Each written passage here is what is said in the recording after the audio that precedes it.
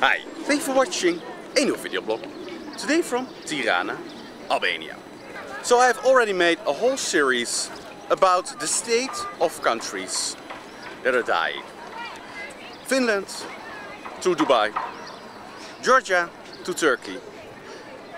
You can find the link to the series in the description, and I also pinned it in the comments, so you can watch all the videos that are already made about dying countries. Because it's not going very well with those countries. Except for Kazakhstan, the rest of the countries were under replacement levels. Under replacement levels. So this means that their population is declining. Every generation, the population will decline. Now, the situation in Albania is unfortunately not anything better. They are far below the necessary 2.1 children per family number, with a meagerly 1.3 children per family. This is one of the lowest in Europe. This is lower than the Netherlands, lower than also I think Georgia, lower than many countries. So they're absolutely not doing well here in Albania. And you can see it here in Tirana. This is the central place, and you see very little families. You see people, but you don't see families. You don't see here a father, mother with 5 or 6 children. Nothing of that. It's just very empty here. And it's unfortunate, because I would love that every tribe, and also the Albanian tribe, would do good, would have a prosperous growth in their population, because that means life is going well for them. Here you can see the carousel. Well, not too many children ride the carousel now. Probably mostly seniors are riding the carousel.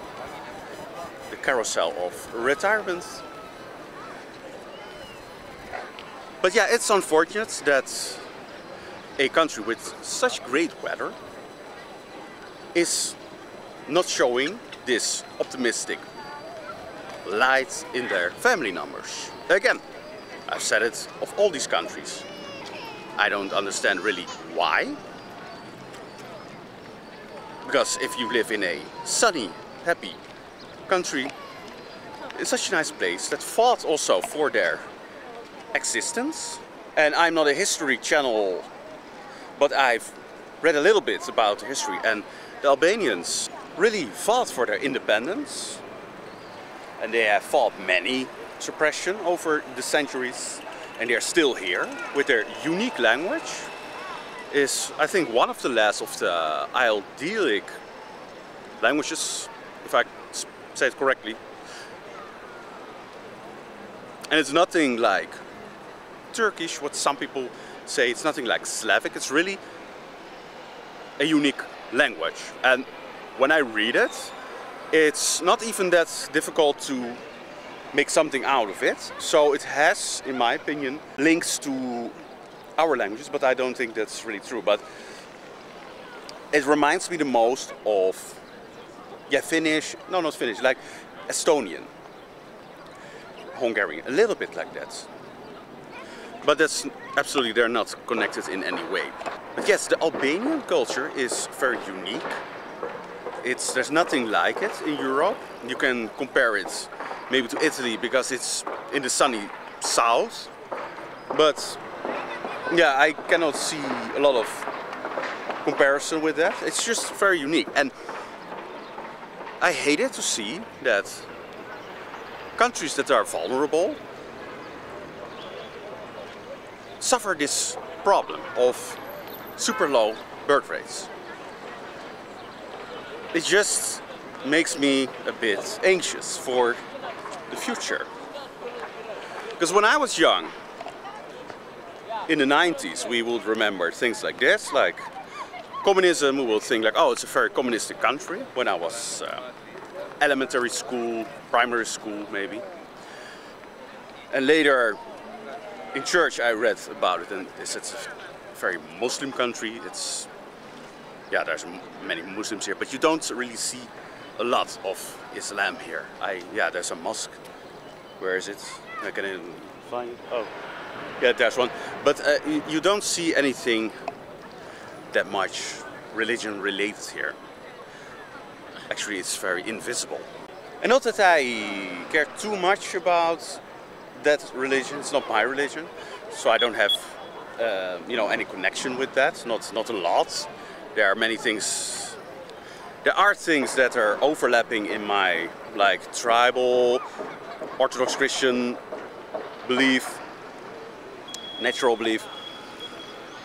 But still, I think it's strange that a country that, yeah, where a majority of Muslims reside, live, and also a part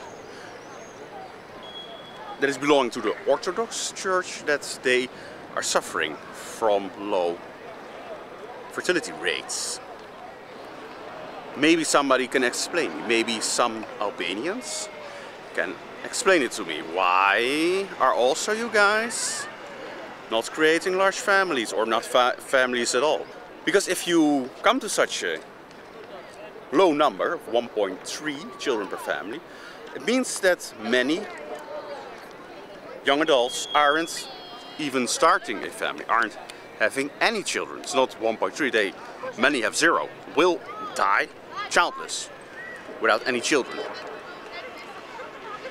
Maybe people can explain it. I don't really get it, again, like many countries that I visit. I don't get it because you might think, oh, maybe it's, you know, it's a very horrible country, or the poverty is so strong. It's nothing like that. None of the countries that I've visited, I see poverty.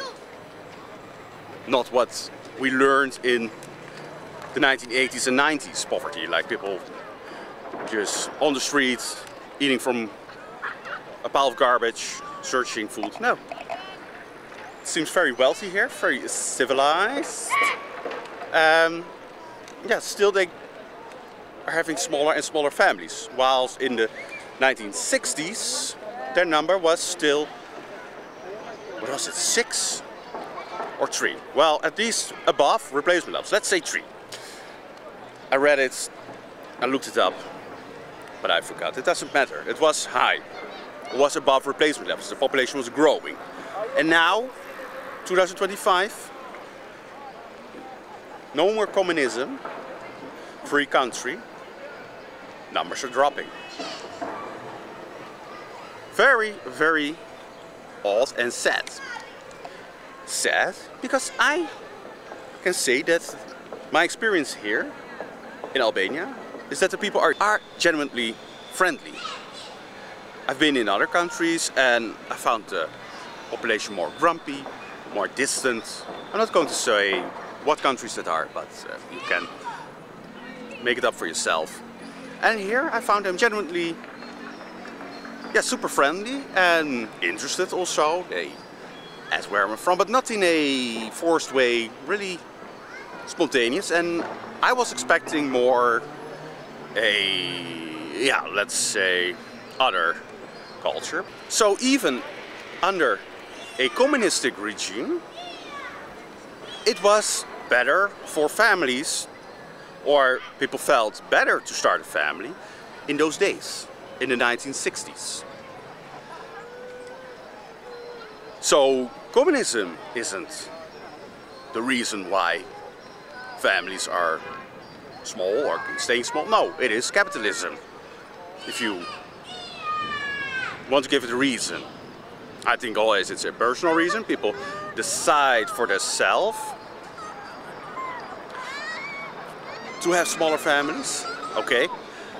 But you can argue, even in the communistic times, under the communistic regime, it was much better to have a family.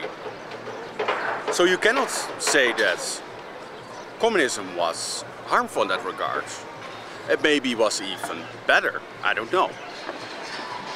But you might think that, oh yeah, communism is very harmful. I think it's harmful, I don't think it's very good. I don't like any big, large states, like ideology or like system. I prefer more natural life, of course, but it is interesting that capitalism is absolutely not beneficial towards fertility rates, towards families. It's quite the opposite.